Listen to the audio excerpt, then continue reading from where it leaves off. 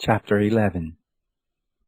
It happened, when Jabin king of Hazor heard of it, that he sent to Jobab king of Madon, and to the king of Shimron, and to the king of Akshaph, and to the kings who were on the north in the hill country, and in the Arabah south of Chinneroth, and in the lowland, and in the heights of Dor on the west, to the Canaanite on the east and on the west, and the Amorite, and the Hittite, and the Perizzite, and the Jebusite in the hill country, and the Hivite under Hermon in the land of Mizpah.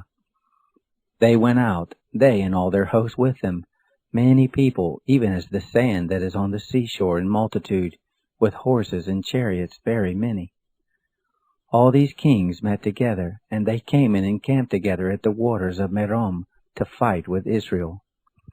The Lord said to Joshua, "Don't be afraid because of them, for tomorrow at this time I will deliver them up, all slain before Israel.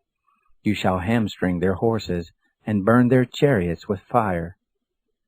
So Joshua came, and all the people of war with him against them by the waters of Merom suddenly, and fell on them.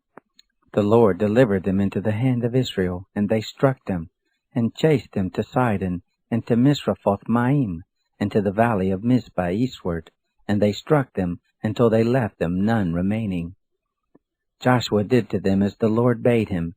He hamstrung their horses, and burnt their chariots with fire. Joshua turned back at that time, and took Hazor, and struck the king of it with the sword, for Hazor before was the head of all those kingdoms. They struck all the souls who were therein with the edge of the sword, utterly destroying them. There was none left who breathed, and he burnt Hazor with fire. All the cities of those kings, and all the kings of them, did Joshua take, and he struck them with the edge of the sword, and utterly destroyed them, as Moses the servant of the Lord commanded. But as for the cities that stood on their mounds, Israel burned none of them, save Hazor only, that did Joshua burn. All the spoil of these cities and the cattle, the children of Israel took for a prey to themselves, but every man they struck with the edge of the sword, until they had destroyed them, neither left they any who breathed. As the Lord commanded Moses his servant, so did Moses command Joshua, and so Joshua did. He left nothing undone of all that the Lord commanded Moses.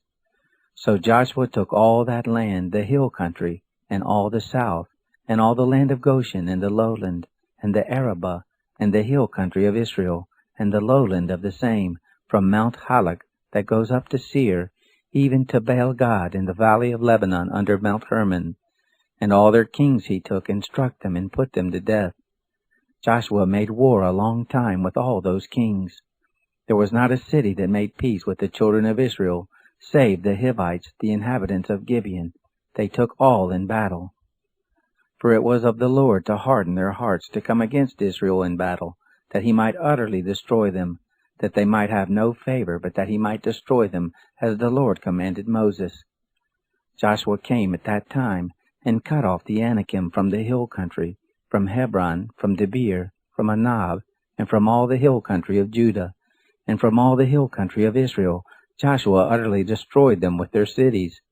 There was none of the Anakim left in the land of the children of Israel, only in Gaza, in Gath, and in Ashdod did some remain.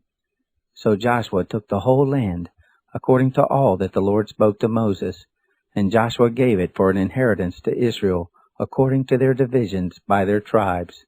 The land had rest from war.